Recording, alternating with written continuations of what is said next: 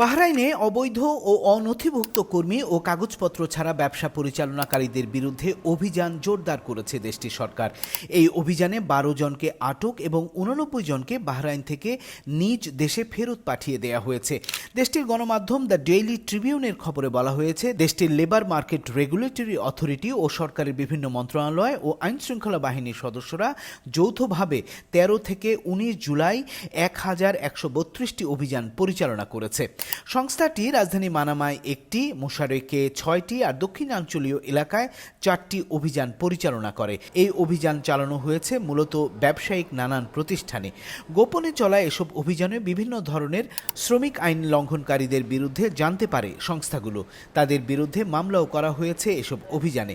বাহরাইনে শ্রমবাজারের স্থিতিশীলতা রক্ষা, অর্থনৈতিক ও সামাজিক নিরাপত্তা রক্ষা করতেই এই অভিযান চালানো হচ্ছে বলে জানানো হয়েছে সরকারের তরফ থেকে।